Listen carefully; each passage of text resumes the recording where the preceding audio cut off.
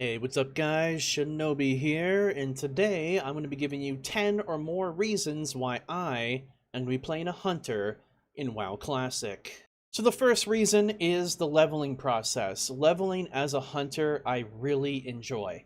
It's so chill and you just don't have any problems with anything. You can go grind elites if you want to, do quests that require multiple people by yourself, have as soon as at level 10 when you get your pet, it feels like you're playing a different class. You literally just send your pet in and you just sit back there and auto shoot, and you don't really have to do much. It takes a lot of the thinking process out while you're leveling, and it's such a long grind from 1 to 60 that leveling as a hunter just makes things feel smoother. It kind of does ruin the level experience for you, because if you play a hunter first and then you play something else after, you're kind of like, oh man, this is slow. I miss playing a hunter, you know? You have, you really only care about getting, new range weapon upgrades. The gear you're wearing doesn't really matter that much. Um, your pet does a lot of the work. Leveling as Beastmaster is pretty fun. Your pet's super tanky and just can do stuff, and it's a good time. Anyways, let's go ahead and get into the second reason. Is the playstyle of a hunter. I really enjoy the playstyle of a hunter. There's so many cool things about it. It's one of those classes that people say is like kind of easy to play, easy to learn, but it's like hard to master. When you see a hunter that knows what he or she is doing, you know that they're a good player. You can tell just by looking at a hunter, just the little things that you do that separate you from the other hunters. And I like that. One thing about Hunter that's really cool is it has what I like to call wow moments, exciting moments. Not every class has an exciting moment. Um, I'll give you an example of some exciting moments. A shaman, Wind Fury critting somebody. A warrior doing sword specialization, Mortal Strike crits on somebody with recklessness or whatever. A rogue, cold blood eviscerating somebody.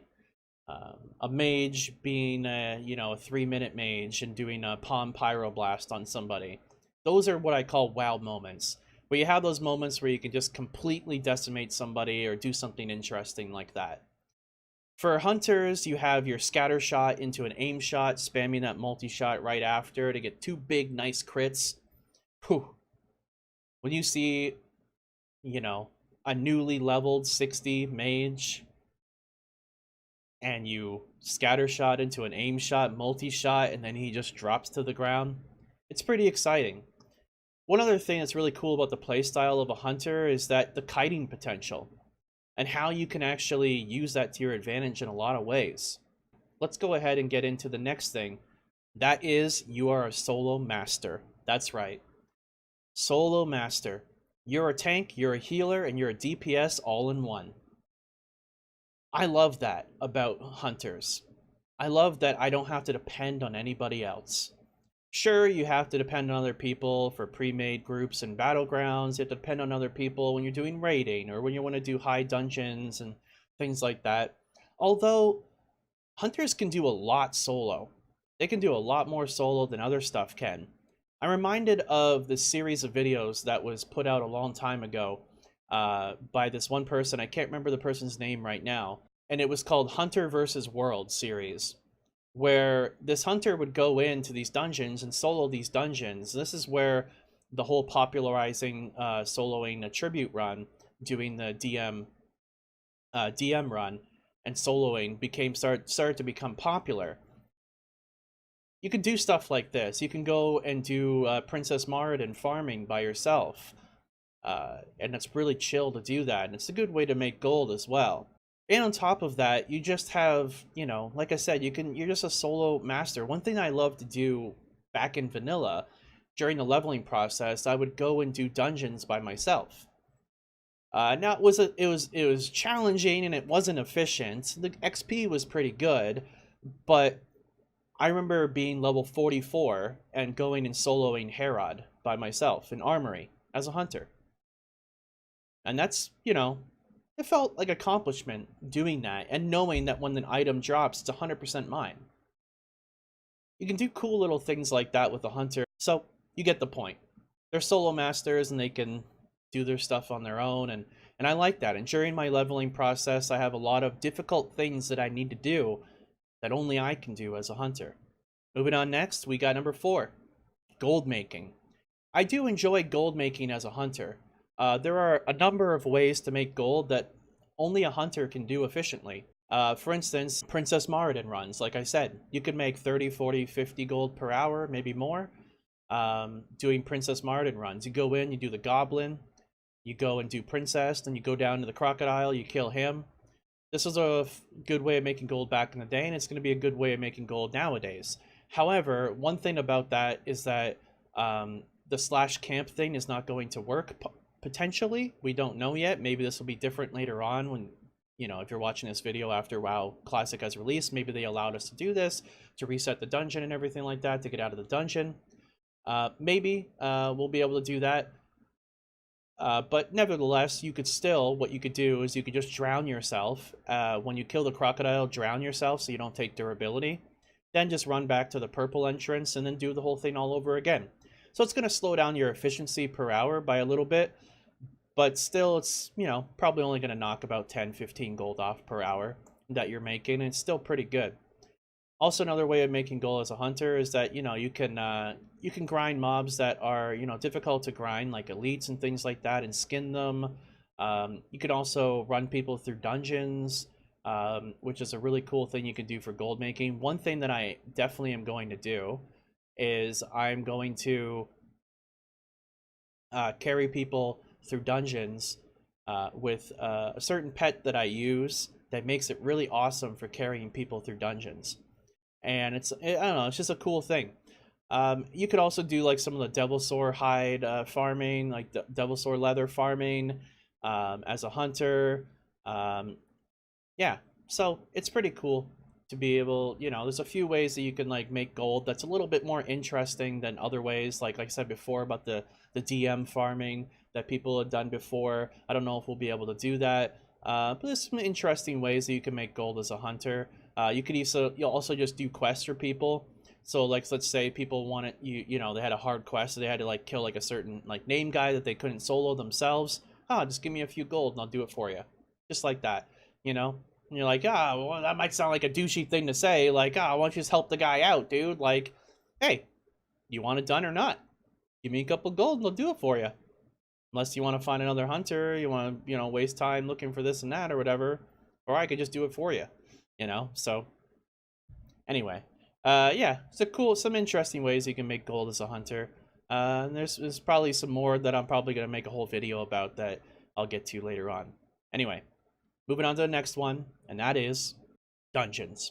Number 5 coming in, dungeons. I love dungeoning as a hunter.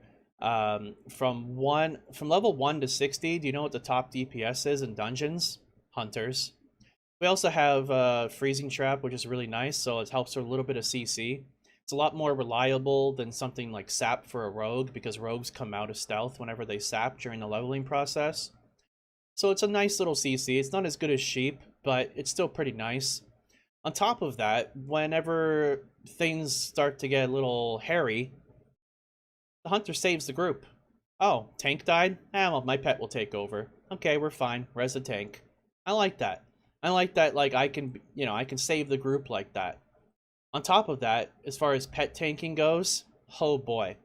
Do you know what the best tank is for the leveling process in a lot of situations? A warrior? You say? A druid? A paladin? Nope, it's a pet tank. Pets are the best tanks. And I actually have quite a lot of proof showing that. I remember back in the day, I'll give you a quick little story. I was doing armory and in SM, and our tank was not like very well geared, and he was struggling, and he wasn't very good at tanking, and the healer was struggling to keep him alive, just constantly running out of mana, and the tank would die, and then like I'd save the group with my pet, and then we'd res the tank, and then I said to the tank, and I said, dude, my pet has more health than you. How much armor do you have? And he told me. And I said, my pet has more armor than you. On top of that, pets get resistances that are really awesome. you get a lot of resistance on your pets, and it really helps against spellcasters, which is part of my leveling process that is kind of interesting. That amount makes it so my pet doesn't really take much damage against spellcasters. So yeah, when you're a Beastmaster hunter, which you are during the leveling process, your pet can get quite tanky and can actually tank better than the tank can. You might be like, okay, that sounds all fine and dandy, but I need more information to tell me why it's a better tank. Okay, how about I tell you about the fact that you gets healed by two different people. I can heal my pet, and the healer can heal my pet. Now you're gonna be having a little bit less damage in the group because of this, but you're also gonna get an additional player that's doing damage now because your pet's tanking instead. Also, there's one last thing, and this is something that's pretty awesome, and that is that if you get a carrion bird or you get an owl, I believe there's another pet that can get it as well. There's an ability you can get for pets called Screech. And what this does is it has no cooldown and it costs 20 focus for your pet. And what it does is a demoralizing shout in an AoE. And your pet spams this, reducing the attack power of monsters around it. But it also gains threat by doing this. As a level 60 hunter, I can send my pet in to a bunch of mobs and have my pet spam Screech on those mobs, and me, as a 60 hunter, I can do DPS to mobs in an AoE and not pull aggro. Let me know a warrior that can do that. Let me know a druid that can have better AoE threat like that, which is really awesome. Which brings me into my next thing, which is carrying people. I talked about this a bit in dungeons, and I talked about it in the gold making part, but this is a good way to carry people. What you do, let's say you're doing Wailing Caverns or Dead Mines or SM or whatever, you take your pet, you do Eyes of the Beast. You take your bird that has Screech and your Beastmaster, and you run your pet through all the mobs, so you aggro a bunch of mobs. Then what you do is you put the pet on aggressive or defensive, so that way he stays right there. All the mobs are surrounding your pet now, and your pet is spamming your demoralizing shout, your Screech, and it has threat on it the whole time. You can have people in the group start AoEing the mobs down, and your pet will just tank it just fine, and you can also multi-shot it and volley it and things like that, and do a bunch. A lot of people think that the best AoE tanking pet is the gorilla because of a thunder stomp that it has, but that's a 1-minute cooldown.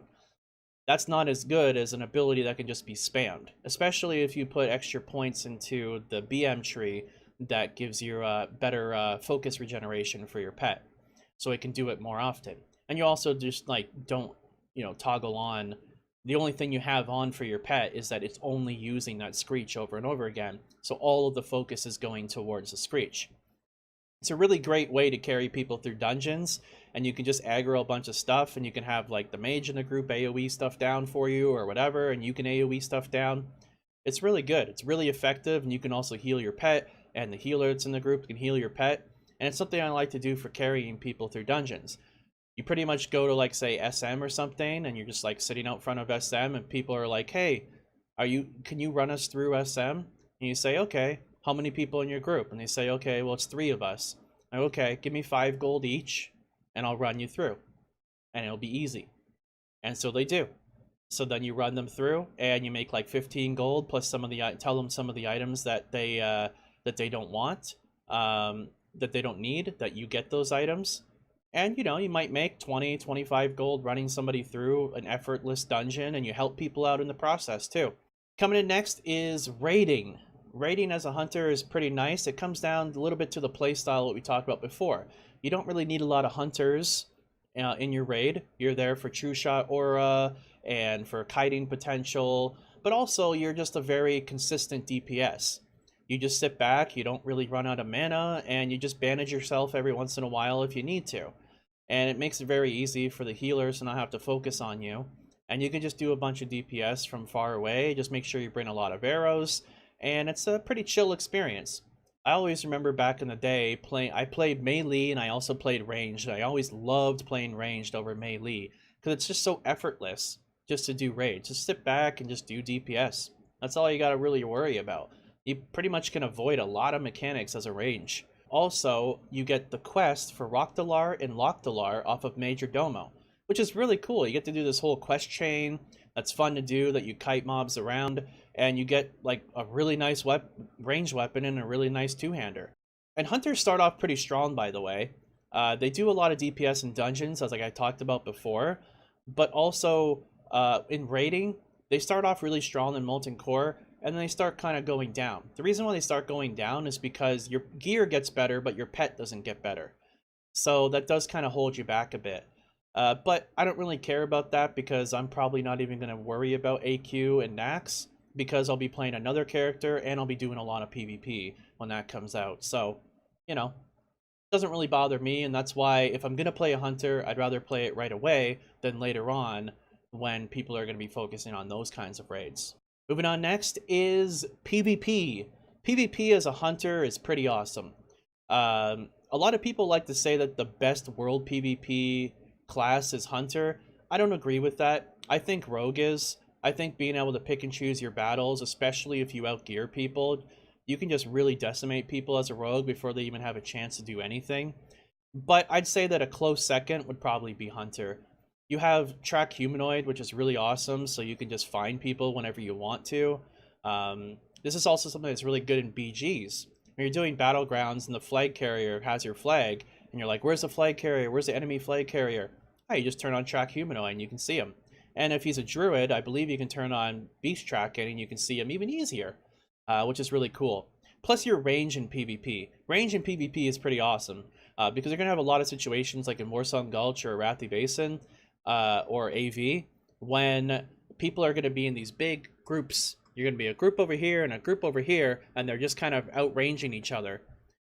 A hunter has the longest range in the game, so you're able to kind of like come up, multi-shot some people, go back, like, oh, there's a mage that overextended, you know, scatter shot him, aim shot into a multi-shot, he's dead, you know, stuff like that. Putting Viper Stain on people to really annoy them and to drain their mana. If people don't realize that they have Viper Stain on them, being ranged as a hunter in PvP, like I said, is pretty awesome. You have situations like in Warsong Gulch, for instance. You know that the logs in the middle of Warsong Gulch, you can actually hide behind them where people can't see you, and you can shoot through them at range and just pick people off. On top of that, it's really hard to get away from a hunter. Hunters are typically used on defense in pre-made groups because you can trap people, slow people, and you can kind of just hold people off from getting the flag so that it gives your team time to come and assist you. And yeah, Hunter's just really good at that. You can also do some really cool things in PvP, like playing different specs. All three of the specs are actually pretty fun in PvP. Beastmaster is really funny because once your pet goes Bestial Wrath, he just solos somebody for you. It's actually hilarious. And then on top of that, Marksman is really cool because you have those scatter shot, multi-shot, aim shot moments, which is really nice. But then also Survival is surprisingly fun as well because you get Wyvern Sting, which is really cool because it's a way to CC somebody for pretty much ever, which is really cool. Because what you do is, let's say you got like a warrior that's trying to kill you or something, and you trap him. Okay, you line up an aim shot, do some damage to him. Okay, now you Wyvern Stain him. Okay, he can't move anywhere. You line up an aim shot, do some damage to him. He comes at you again. Okay, now you rocket helm him. Okay, he can't do anything. He's sitting right there. Then you trap him. Then you do some damage to him. Then you Wyvern Stain him. Then you do some damage to him. Then like he's dead by then. Like it's kind of fun. It's a really funny chain thing for 1v1s. Not the best spec out there for PvP, but you can do some fun things with it. Number 9 is gearing. Gearing as a hunter is kind of a double-edged sword. It's kind of good, but kind of bad. With the pre-raid best in slot gear that you need going into raiding, you share a lot of that gear with other people. However, whenever a ranged weapon drops, well, that's yours. There's no other class in the game that should get that before you. That is your weapon. That's pretty cool. I like that. And on top of that, when you're raiding in like Molten Core and things like that, they typically don't bring a lot of hunters. So the gear that you get, it's a lot easier to get gear as a hunter. You guys remember this scenario. For those of you that played vanilla back in the day, You always remember back in the day going into Augermar, right when Molten Core came out, and you always see that hunter or a couple hunters that's in Giant Stalker gear. You always see that because it's pretty easy to get gear as a hunter. There's not a lot of competition, and so it's just it's a good thing. Plus, on top of that, the hunter gear looks pretty awesome. I like Giant Stalker. The Giant Stalker set is pretty cool looking. It reminds me of like kind of like a samurai type thing. Not a huge fan of the helmet, but the rest of it is pretty awesome. And then on top of that, the Dragon Stalker helmet gear, the tier 2 set from Blackwing Lair, is also pretty cool as well. It's really good, but at the same time, it's not the best looking in my opinion, but it is really good. One thing that's kind of funny about hunters is, so you know how people always say that every item is a hunter's item? Well, do you know in Blackwing Lair what the best weapon is for a hunter? Ash Candy. For PvP, Ash Candy is the best weapon for a hunter because you get a lot of attack power from it, you get stamina, and it's a two-hander, so you get those big Raptor Strike crits and things like that. Ash Candy is the best weapon for a hunter at Blackwing Lair for PvP. Yeah, but I mean, I would give it to other people first, don't get me wrong, I'm not going to be that kind of guy. But yeah, just something that's kind of interesting. The PvP gear looks pretty awesome as well for a hunter. Even the rank 10 gear and the warlord gear looks pretty cool. I like the style of it, and it's actually really good too. The PvP gear for a hunter is actually really beneficial because you have a lot of health, and it's pretty nice for you. You know, if you were to think about the best in slot gear that you could wear as a hunter, obviously it's like if you want to do the most damage possible in a PvP environment, you probably wouldn't use the warlord gear, but some of the pieces you would. So yeah. Anyways, gearing as a hunter is pretty awesome, and during the leveling process, like I mentioned earlier in the video, you really only care about your weapon. Everything else doesn't really matter. But coming in at number 10 here, this, like I said, they're not in any particular order, is pets. Pets is pretty cool. It's like your own little RPG. It's like your own little mini game within the game. At first, when I had pets, I felt that it was kind of annoying. But then I remembered that we don't really get annoying class quests. What we have to worry about is pets. And it's kind of annoying at first, but you start to really appreciate it, and you start to really like it. There's so many different pets that you can use. For instance, when you're raiding, you can get a wolf. The highest wolf that you can get is level 57. It's in Lower Blackrock Spire, and it gives a damage increase to some of your melee in your group, which is pretty cool. You also can solo ZG and go and get one of the serpents, the wind serpents from ZG, which has the highest rank of lightning breath, which is really nice for raiding. It does a lot of damage. And you can just keep your pet back so he doesn't die all the time, and he can just shoot the lightning breath, and you get some additional DPS that way. It's a pretty cool pet to get. You have Broken Tooth, which is one of the most revered pets to want to get. Although I doubt that I'm going to be able to get it. I just want to be realistic. I'm probably not going to get Broken Tooth, but if I could, I would for sure. And I would use it all the way from level 37 in the Badlands to level 60, and I would use that in PvP. There's a lot of cool pets. You can do really cool things like I mentioned with the Screech earlier, with running people through dungeons. You have boars that have a charge, which is really nice, especially for lower levels, because you don't get dash until level 32 for your cat that you probably would want to use to level up with. But yeah, there's cool like looking pets you can get too. You can get some really rare looking pets that just look cool. Unfortunately, you can only hold 3 pets in your stable. You can have 2 pets in your stable and 1 that you have on you. So it's only 3 total, which is really unfortunate. But the thing is, like, that'd be cool if they let us have, like, more pets. Like, I don't know, like, you could, like, hold, like, 10 pets or something like that.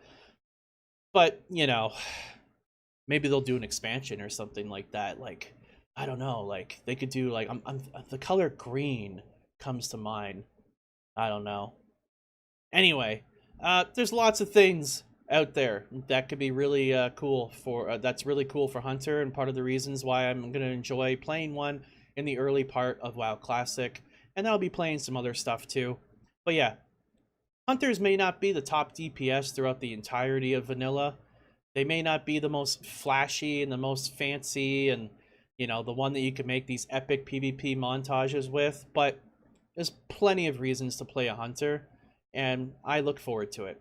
So anyways, guys, hope you guys enjoyed the video, and as always, my name is Shinobi, and thanks for watching.